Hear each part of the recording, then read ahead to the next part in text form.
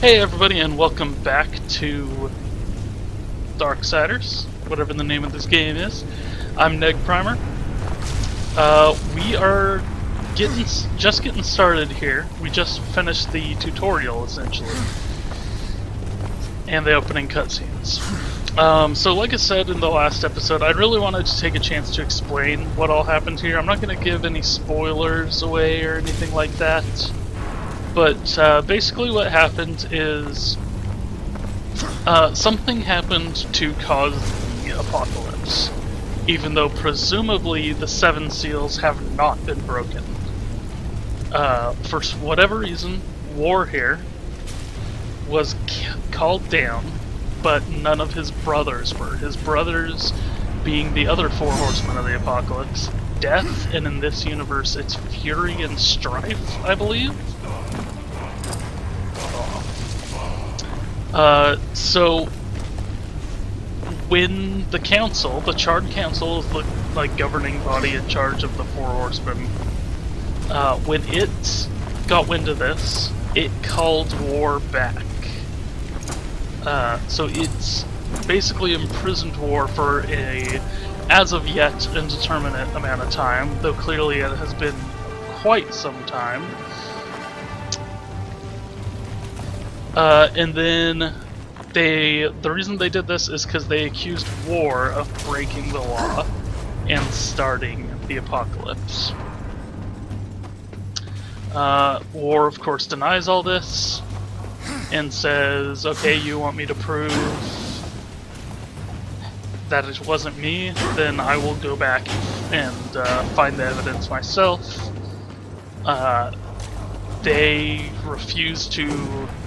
They didn't really refuse so much as never really give us the opportunity, but we didn't ever get our powers back or anything. So really all we have right now is the ability to attack.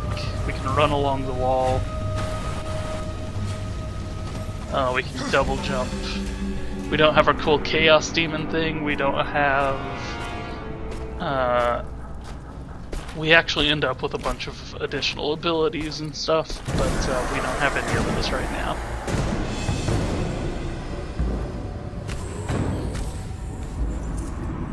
Here comes the welcome party. I did forget to talk about this guy as well.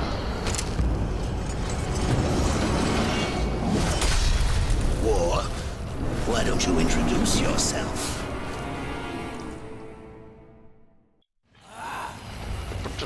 So, this is what's left of Earth.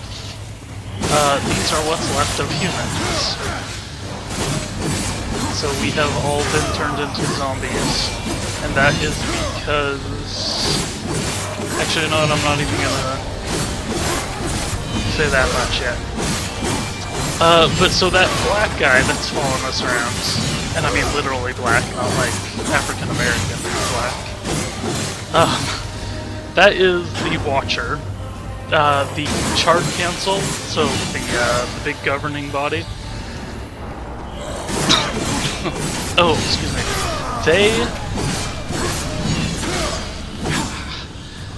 He is one of their servants, and they sent him with war to basically hold his leash, to keep an eye on what war here is doing while he's on Earth, and report back to them.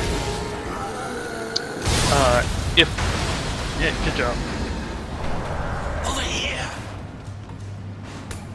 If the voice sounds familiar at all, it should. Called the glow. It should.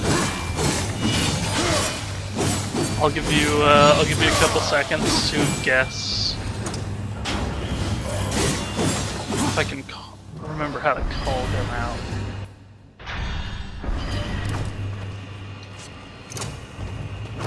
I can force him out, can't I?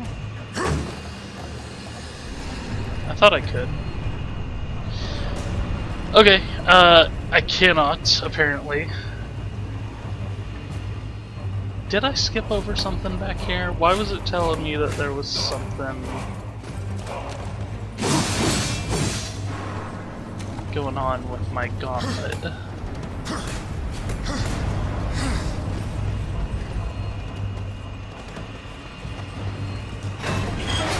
whatever.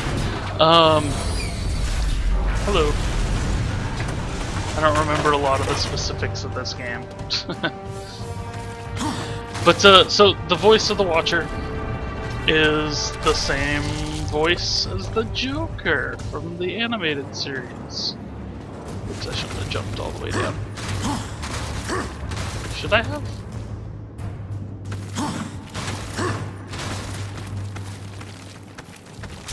Am I going up or down? Going up.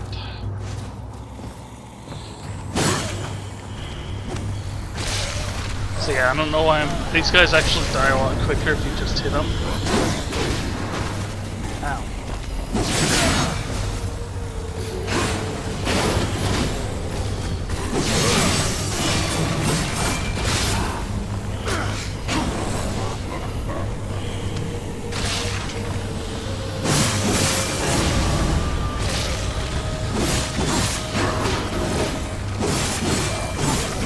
Zombies are mostly just a nuisance.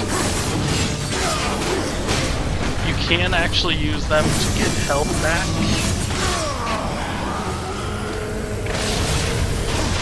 Ooh. Because yeah, all those green ones are health. And so, as you can see, when I slam them open,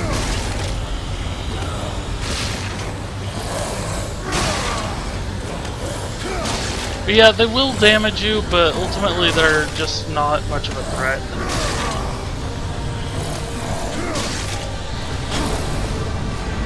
But yeah, so that's what our goal is here. We're now back on Earth. We're trying to find who actually started the apocalypse so that we can clear our name.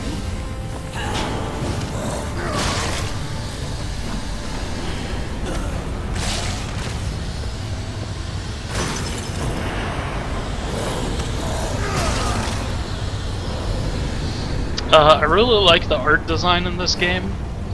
I'm trying to think, I think it was on Penny Arcade when this game came out. They commented that it's... So you can drag objects, should start to be sounding familiar to certain other titles by now. But yeah, the art was done by an artist by the name of Joe Madura. He's a comic book artist. He's actually a really awesome comic book artist. But on Penny Arcade, I believe it was, they said it's like someone started drawing war and then just forgot to stop. Because look at him, he's just got like he's got two different pauldrons. He's just, there's so much to him, to his design.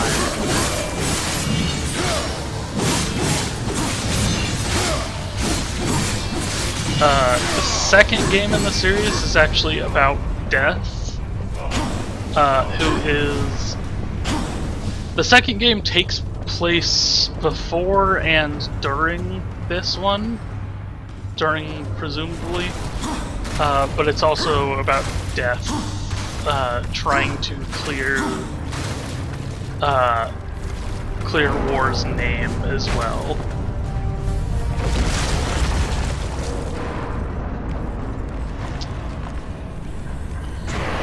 And unfortunately, it's unsure if there's going to be a third game in this series, because it was a THQ title.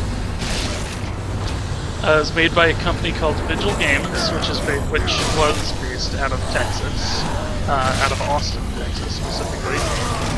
They got closed down when THQ got closed down. They were owned by THQ. Damn. Okay.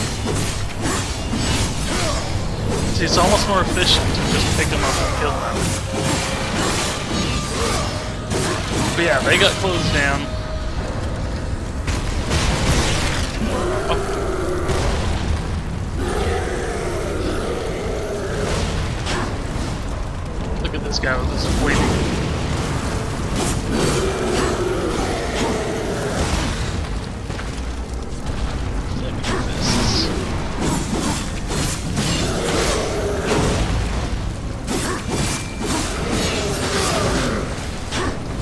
So these games aren't particularly difficult. They are. This one in particular, I think I like the first one more. But they are. It is actually one of my favorite games. Definitely of the last 10 years. There's a couple exceptions there. There's a couple other games I like more.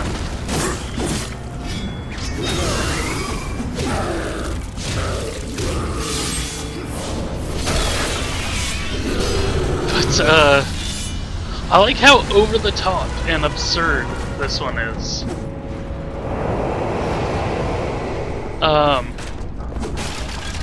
That's actually something you'll find that I enjoy in a lot of my more favorite games. Yeah, I am getting skulls for each of these, but not really well. Another of my favorite games is Bulletstorm, and that one's actually a brilliant one. It's actually written by a comic book writer as well. This wasn't written by a comic book writer, it's just the art was done by a comic book writer, comic book artist. But Joe Mad actually has his own game company now. He left Vigil as they were going under.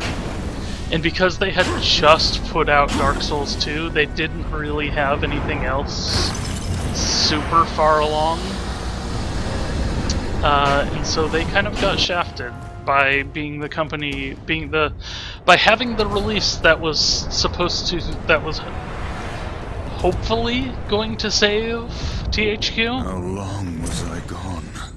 In Earth years. But it only sold a About couple million century. copies or something like that. Long enough for the last of the mouth breathers to die off. Then the Third Kingdom is lost.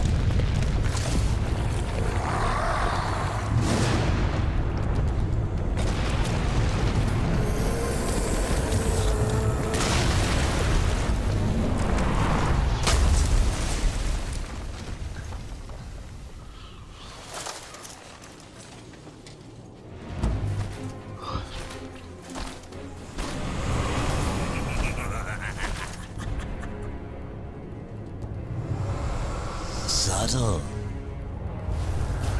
I almost didn't hear you coming. Vulgrim. The Council finally took me seriously. If so, you're surely not empty-handed. Well, this shall be the briefest of introductions. So yeah, this is the guy they sent me down here to meet.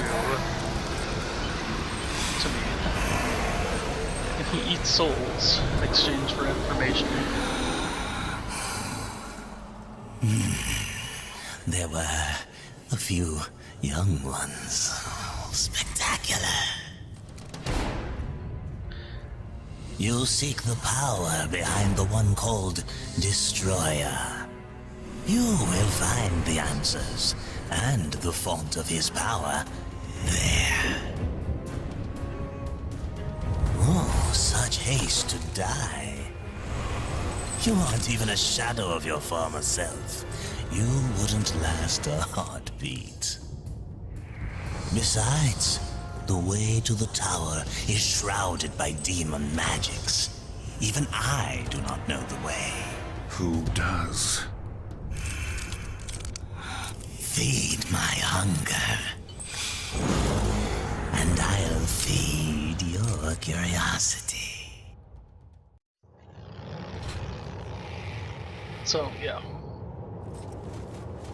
He's like, we're trying to get Oop, hello.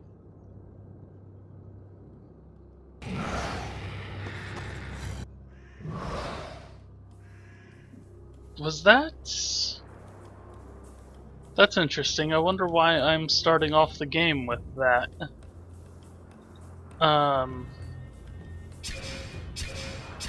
Pretty sure I'm not supposed to have that yet.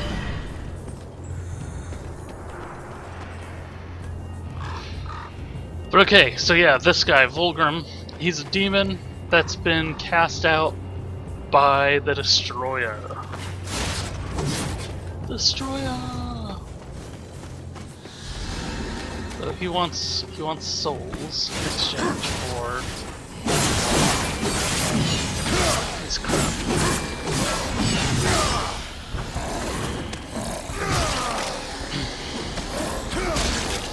But yeah, he's gonna tell us who can actually guide us to the place, even though we are too weak to actually get there.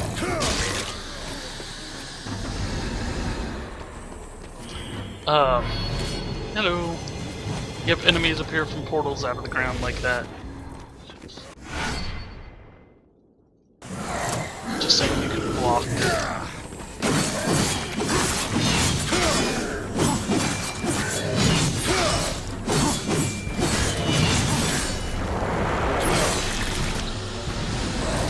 We didn't really see any of those guys in the prologue, but they are also demons.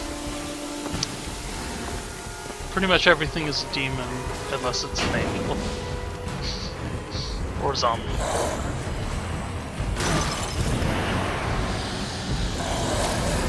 That chest had a lot of souls in it. Okay, I was trying to throw that.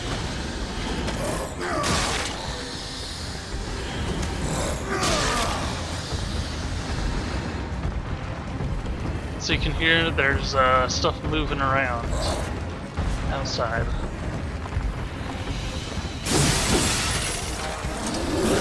It's another one of these guys. Nope.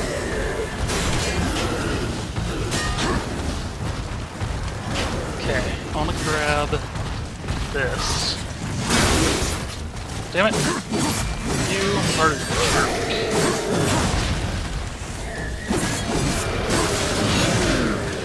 And I feel like the way combat in this works, you're generally better off kind of ignoring. Nope. What I was trying to say is ignoring the little guys for the most part. And attacking the big guys.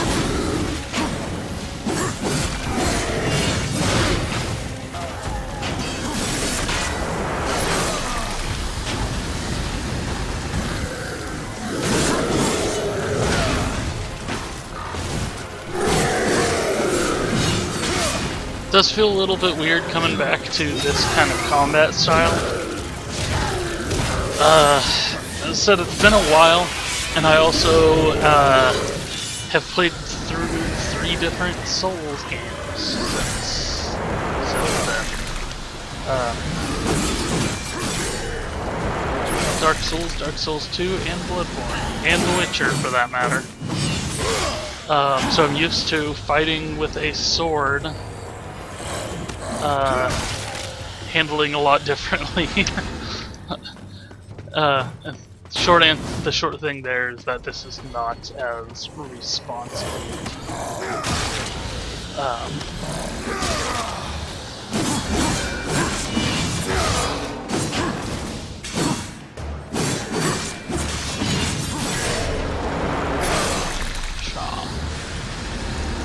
So yeah, combat in this is largely serviceable. It gets a little bit more complex as you progress, but it's not the greatest. It's not completely worthless. It's about what you'd expect from a game that's trying to ape God of War's style. I don't have that ability yet either. I can't dash while I'm in the air. Seeing this shows me, so all these little things are chests, treasure chests. I'm also trying to remember, I think that maybe the reason I got a Horde Seeker is maybe the Horde Seekers are area specific. I'm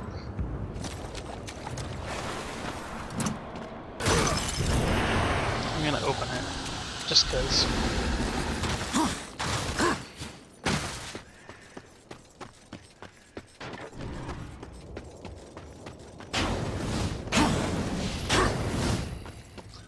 Yeah, later on I'll get the ability to triple dash with that. This one, it's like there's a treasure chest up there. Well, how do I get up there? Do you guys see anything? The answer is I can't get that one yet.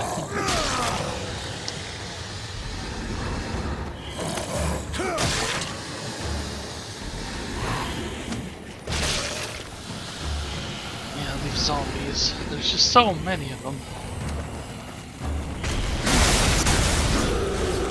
Here's another one of these guys. Oh, there's that. No, I was trying to throw that, you jerk. Oh, and the stupid zombie got away. You know,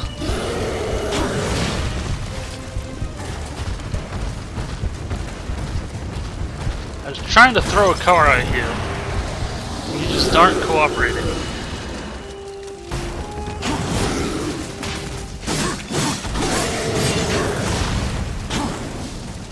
Okay, I need to be able to see why I can't move at least.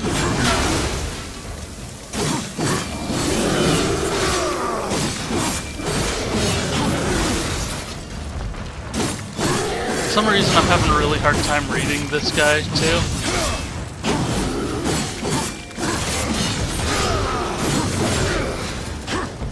Well, thank you for popping that up on my screen in the middle of combat. Enough souls to feed Vulgrim's hunger. Now, maybe he'll feed our curiosity. It's kind of weird how they do text in this, because they kind of just...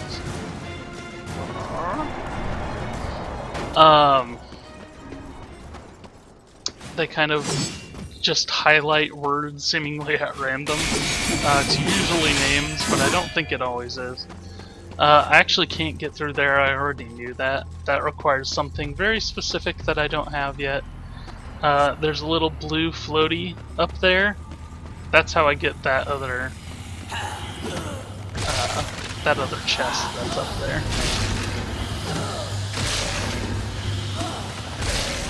But again, I can't use that yet. But that's kind of the interesting thing about this game. Is all these little things that I do not yet have access to might remind you of, say, a Metroidvania? Oh yeah. Swimming. B to descend. There's these things as well. Artifacts. So I bring those back to Vulgrim, and he'll be like, hey, you found one of those things. Congratulations. Y's go up.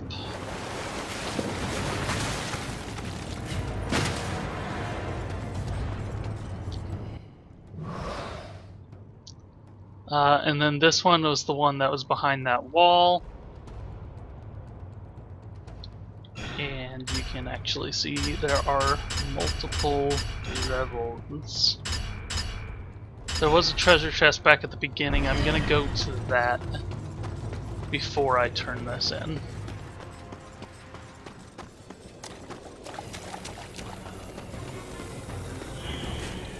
Yeah, I'm not gonna say what that is. I'm not gonna say what the upgrades I get are. Merely that they will use that point right there.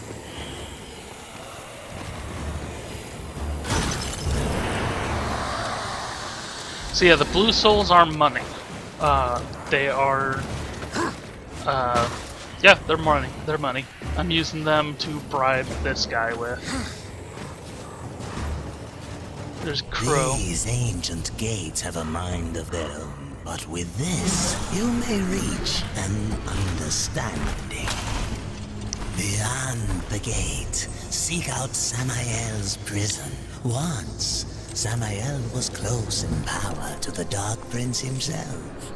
Dark Prince isn't highlighted. Even say, a threat. You will find he is no friend to the Destroyer. Seek me out when you've gathered more souls. I will make it worth your while. Yeah, my understanding is that the so-called Dark Prince and oh, what's it called? Look at that picture right there. It's got two different mouths. It's got this one and this little one on the side.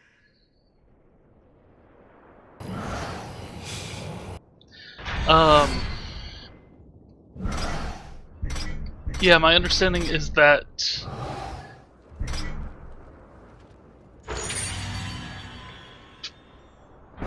the Dark Prince and the Destroyer are two different entities.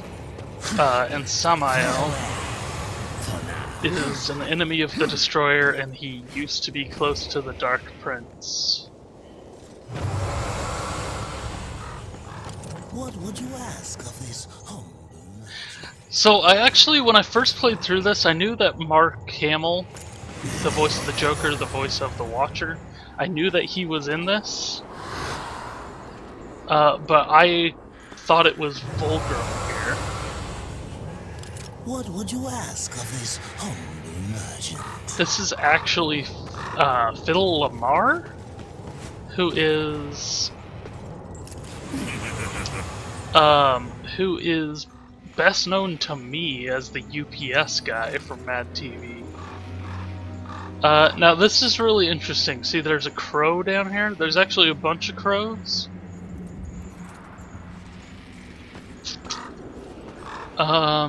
Actually, you know what? That's probably not anywhere near as interesting as I thought it was going to be, because I thought there was only one. But in the second Dark Souls, you use a crow as like your fairy. Hey, listen.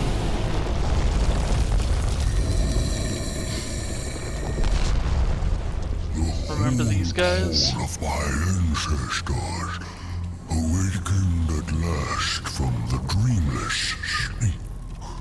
Then we are free. No, free while the Destroyer still breathes. It's really over the top. The Destroyer, yes. To his service we are bound, though enemies will remain.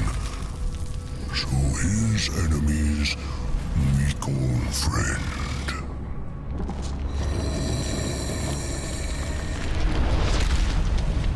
Pass now, friend. Must bring victory. Must bring freedom.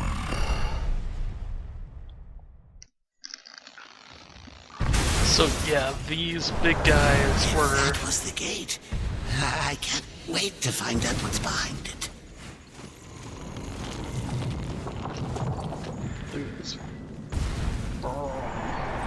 These guys are vassals of the Destroyer. They are they have been imprisoned to him, basically. I don't know how much detail they ever go to in that. But yeah, basically they are, through whatever circumstance... Oops. I really need to do that. They have been... So yeah, these aren't showing up on the map now. So those were...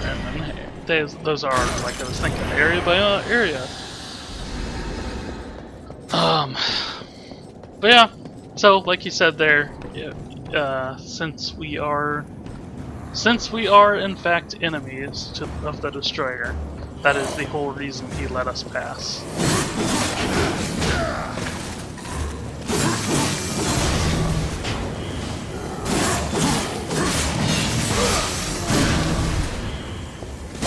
See, and I don't know how much it's worthwhile even like trying to dodge this crap.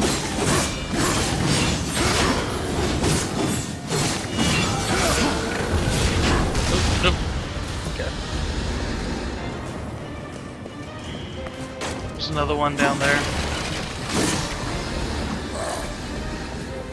See, in order to grab these guys and kill them and get their juicy goodness out, it's the B button. To open these chests, it's the B button. To do everything, it's the B button. Which is an interesting solution to being able to do everything. The whole idea of contextual controls is really interesting. But you do run into a lot of problems because of it, especially if you're not careful. Like how I keep picking up furniture instead of grabbing these guys or doing anything else. And all that fun stuff.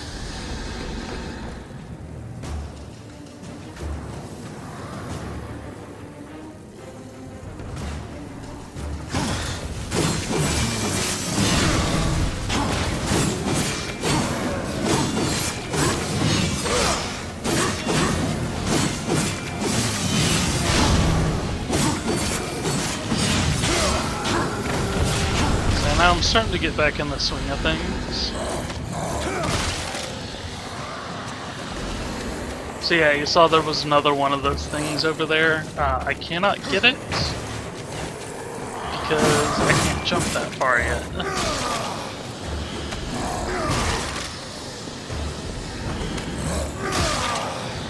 Yeah, so this is all just... and I always... In Metroidvanias and stuff like that, you always kind of struggle with, I always kind of struggle with whether I should actually go back to areas or not. That's a question for another time. But alright, so when we come back, we will be entering the Scalding Gallow. I don't know, I said Gallow. The Scalding Gallow. Dun, dun, dun.